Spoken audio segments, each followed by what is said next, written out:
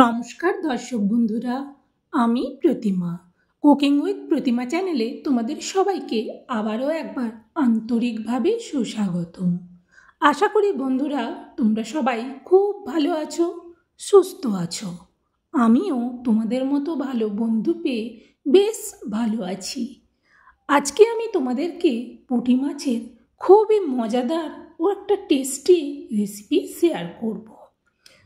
তাই বন্ধুরা কেউ একটু স্কিপ করে দেখো না, প্রথম থেকে শেষ পর্যন্ত আমার সাথে তোমরাও রেসিপিটা দেখো, তাহলে তোমরাও খুব সহজে বানাতে পারবে। চলো তাহলে এবার রেসিপিটা শুরু করি। দেখো আমি এখানে 300 গ্রাম পুঁটি মাছ নিয়েছি।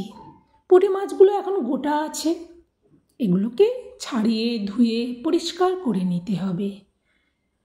আজকের রেসিপিটা দেখার পর তোমরাও বানালে বুঝতে পারবে সত্যি রেসিপিটা খেতে কতটা সুন্দর হয়।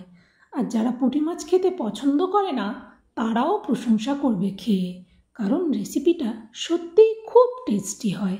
চলো তাহলে এবার পুঁটি মাছগুলো কেটে পরিষ্কার করে ধুয়ে নিই। দেখো পুঁটি মাছগুলো আমি কেটে পরিষ্কার করে ধুয়ে নিয়েছি। এরপর এই পুঁটি মাছের মাপে আমি এতে দিয়ে দেবো লবণ। এরপর এতে দেবো পরিমাণ মতো হলুদ। এবার লবণ আর হলুদটাকে হাত দিয়ে ভালো করে মাছগুলোর মধ্যে মেখে নেব। পুঁটি মাছগুলোকে লবণ হলুদ মাখিয়ে আমি এটা রেখে দেবো কিছুক্ষণের জন্যে। সেই টাইমের মধ্যে আমি মশলাগুলো সব রেডি করে নেব এতে দেওয়ার জন্যে। চলো তাহলে এবার 10 মিনিট বাদে ফিরে আসছি। দেখো 10 মিনিট বাদে আমি পুঁটি মাছগুলোকে একটা অন্য জায়গার মধ্যে তুলে নিচ্ছি, কারণ এই হাতে মাখা পুঁটি মাছের রেসিপিটা বানানোর জন্যে একটা বড় জায়গা লাগবে, তাই বাটির মধ্যে তুলে নিলাম। এরপর এতে দিয়ে দিচ্ছি আবারও পরিমাণ মতো হলুদ, আর দিচ্ছি পরিমাণ মতো লঙ্কার গুঁড়ো। এরপর এতে দিচ্ছি আবারও লবণ, আর দিচ্ছি অল্প একটুখানি চিনি। এরপর এতে একটা পেঁয়াজকে পেস্ট করে দিয়ে দিলাম, আর এতে দেবো একটা বড় সাইজের টমেটো পেস্ট করে।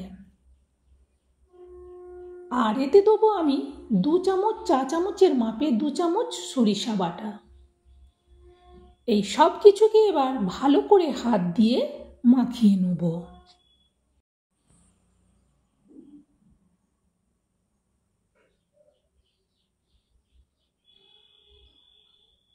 যে সমস্ত বন্ধুরা আজকে প্রথম আমার এই ছোট্ট পরিবারে এসে আমার এই হাতে মাখা পুঁটি মাছের রেসিপিটা দেখছো, তোমরা আমার এই চ্যানেলটাকে সাপোর্ট দিয়ে আমার পাশে থেকো।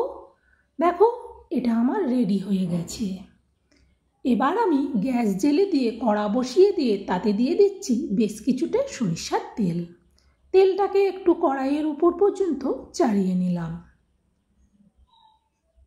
তেলটা গরম হয়ে গেছে, এবার আমি হাতে মাখা পুঁটি মাছগুলো এর মধ্যে দিয়ে দেবো। পুঁটি মাছগুলো দেওয়ার পর উপর থেকে ঢেকে দেবো প্রায় 5-7 মিনিটের জন্য।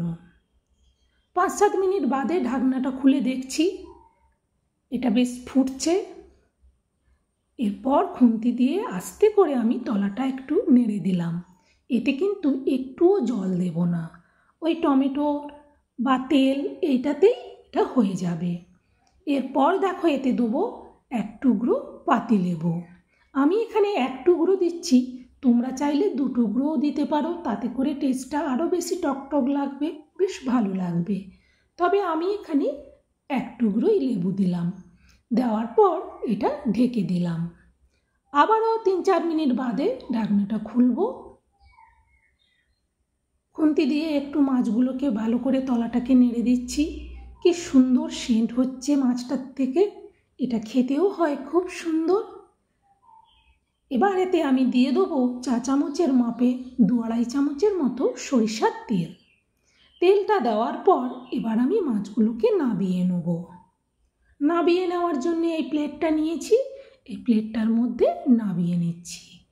বন্ধুরা এই পুঁটি মাছের হাতে মাখা বাটি চচ্চড়ি খেতে খুব সুন্দর লাগে। একবার আমার দেখানো প্রসেসে বানালে বুঝতে পারবে সত্যি পুঁটি মাছেরও এত সুন্দর টেস্ট হয়। আজকের মতো রেসিপি শেষ।